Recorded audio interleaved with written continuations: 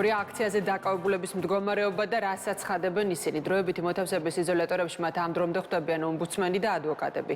დაკავებულების სამართალდამცავების მხრიდან ძალადობასა და უფლებამოსილების გადამეტებაზე მიუთითებენ. დიღმის წინასწარი დაკავების იზოლატორიდან გამოსვლის შემდეგ ომბუდსმენმა კიდევ ერთხელ მიმართა საგამოძიებო უწყებას მოახდინოს კონკრეტულ ფაქტებზე შესაბამისი რეაგირება. გუშინ 31 პირი დააკავა პოლიციამ ადმინისტრაციული სამართალდარღვევისთვის, მათ შორის არიან პოლიტიკოსებიც. ნაწილი ხელწერილი საფუძველზე გათავისუფლდა.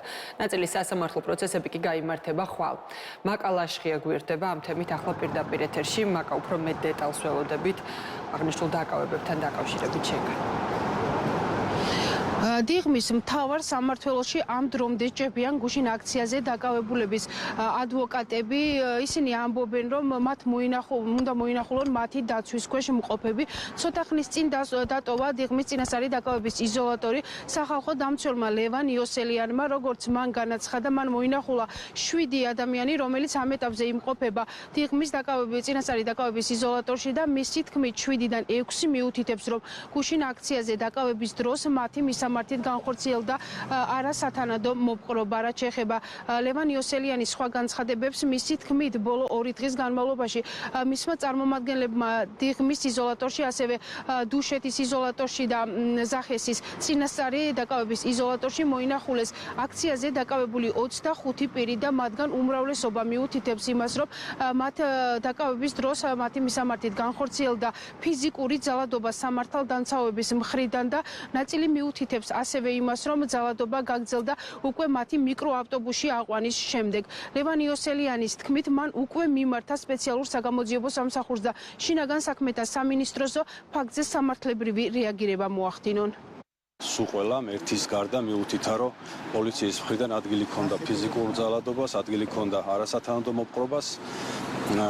რამდენი მათგანს აღენიშნებოდა კიდევაც სახეზე და სამწუხაროდ ისევ როგორც წინა აქციების დროს პოლიციის მხრიდან ძალის გადამეტება იქცა რაღაცა ჩვეულამბად, იმიტომ რომ 25 ადამიანი მოვინახულეთ და აქედან 22 მიუთითებს არასათანადო მოპყრობაზე, რაც ჩემი აზრით ძალიან საგანგაშო სტატისტიკაა და ყველაზე მნიშვნელოვანი არის, რომ ადამიანები, რომლებმაც ჩაიდინეს კონკრეტული სავარაუდო დანაშაული, ეს ადამიანები იქნეს მიცემული პასუხისგებაში.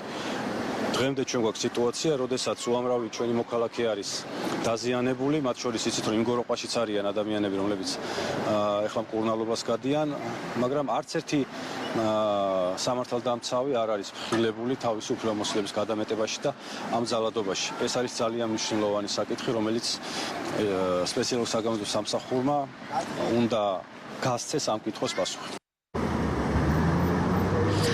დილიდან სხვადასხვა იზოლატორებში მიდიან უფლებადამცველები, დაკავებულების და ოჯახის წევრები, როგორც ისინი ჩვენთან საუბრისას მიუთითებენ, მათი დაკავება მოხდა უკანონო და მათ კანონის საწინააღმდეგო აქციაზე არაფერი ჩაუდენიათ. მე გეტყვით იმას, რომ ადვოკატები ელოდებიან უკვე სასამართლო პროცესის ჩანიშვნას, რომელიც სავარაუდოდ უკვე ხვალ ჩაინიშნება.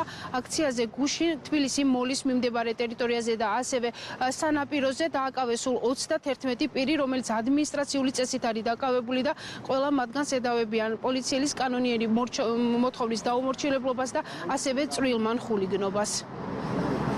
მადლობა, მაკა ლაშხია იყო პირდაპირ ეთერში.